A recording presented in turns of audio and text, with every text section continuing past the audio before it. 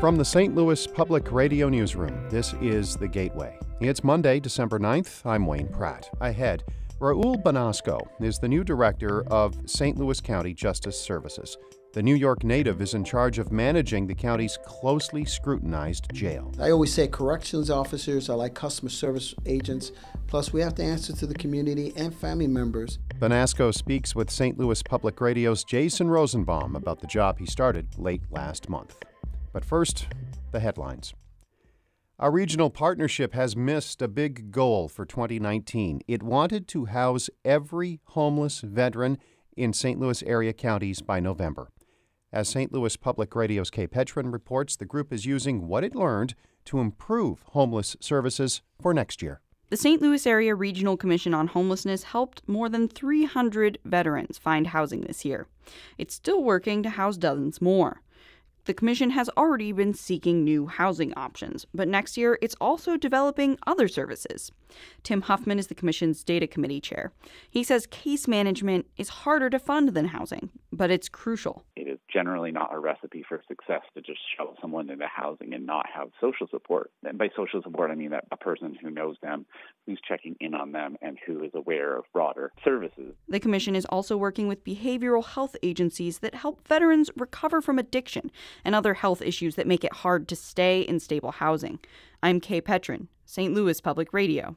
People who live in rural areas are more likely to have higher rates of preventable hospitalizations and higher mortality rates than urban residents. That's from a study by St. Louis University and Washington University. Researchers say a lack of specialty physicians, such as cardiologists, is linked to higher mortality rates for those residents. Crystal Redman is a family physician in Kirksville. She says often her patients need to wait months to see a specialist or don't see one at all. They're either going to end up having to be referred further out, like St. Louis or Kansas City, which creates even more trouble in terms of transportation, or they're just going to end up in ERs trying to get the care that they need. Researchers recommend offering incentives such as college loan repayments to specialists willing to practice outside urban areas.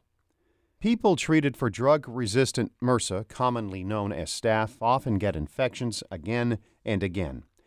As St. Louis Public Radio's Shayla Farzan reports, Washington University researchers are studying how the bacteria spread among family members at home. MRSA bacteria can live for months on household surfaces, meaning family members can pass it to each other. To understand how that happens, WashU researchers spent a year visiting more than 100 St. Louis homes with a child who recently had MRSA.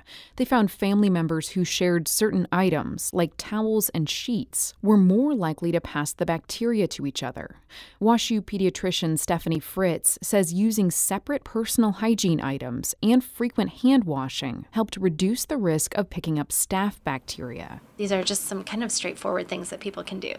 They're not having to turn their world upside down. The team is now testing different techniques to stop the spread of MRSA at home. I'm Shayla Farzan, St. Louis Public Radio. Congrats to longtime Cardinals catcher Ted Simmons. He has been elected to the National Baseball Hall of Fame. That announcement came yesterday. Simmons played 21 seasons in the big leagues, 13 of those with the Cardinals. Raul Banasco is the new director of St. Louis County Justice Services. He started in that job late last month. The New York native is in charge of managing the county's jail, which has come under scrutiny after several inmates died.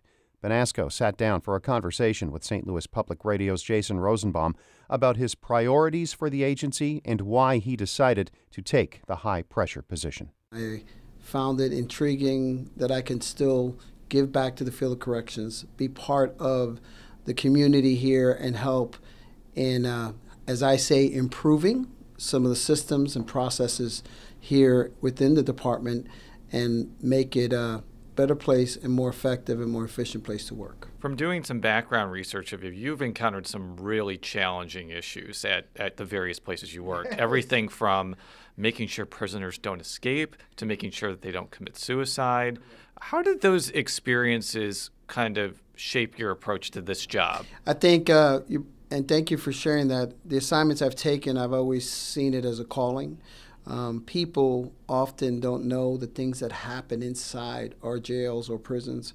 And I think the most important thing is, throughout my experiences, when we have things that will happen in jails or in prisons, we have to learn from those experiences. And I've shaped my professional development and also provided additional resources and looked at best practices on a national level. I think it's important that everyone in society know that 70% of law enforcement is detention. Whether it's a prison, jail, we house them. And what was always paramount was public safety, ensuring care, custody, and control of the offenders, as well as ensuring that we're treating them respectfully and humane.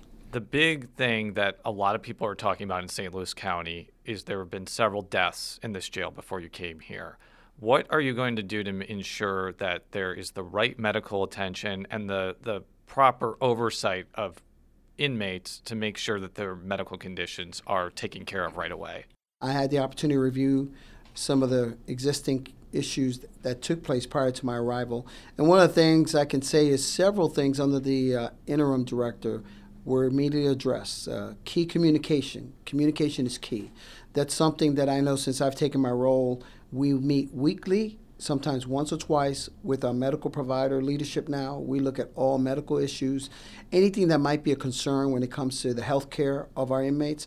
Also looking at practices that we've been doing within our intake system to look at improving efficiency and ensuring that not only our staff, volunteers, and the offenders, but everyone is safe, everyone's receiving the same type of treatment, and we're being very in tune with national best practices. Give me a sense of what staff may have to deal with on a day-to-day basis when they're in this facility. An officer that comes to work in a jail environment like ours has to do not only account for public safety, securing inmates, making sure we count them. We have to make sure we provide them medical services. We have to ensure that they have a good working, living environment. Some of these inmates work in the kitchen, they do other assignments, so security is paramount.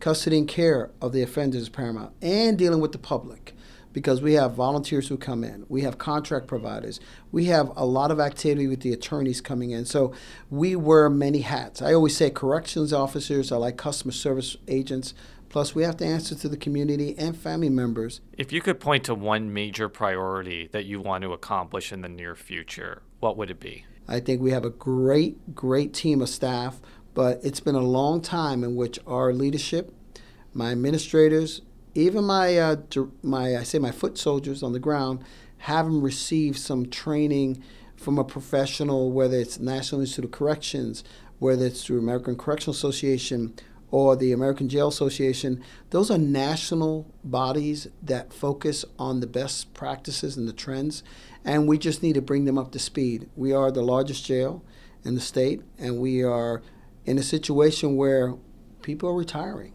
So what are we doing about preparing the next individuals to come and take on some key leadership roles? Because at the end of the day, we are responsible for the lives, both of staff and offenders every day. So what are we doing to develop the next set of leaders to lead this organization to the next level? That was St. Louis County Justice Services Director Raul Banasco speaking with St. Louis Public Radio's Jason Rosenbaum. Our Brian Heffernan edited that report. Shula Newman is the executive editor of St. Louis Public Radio. Music by Ryan McNeely of Adult Fur. I'm Wayne Pratt from the St. Louis Public Radio Newsroom. This has been The Gateway.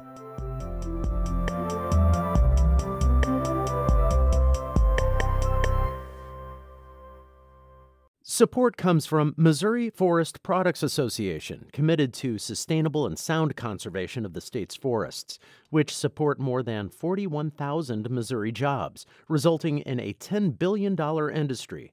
ChooseWood.com.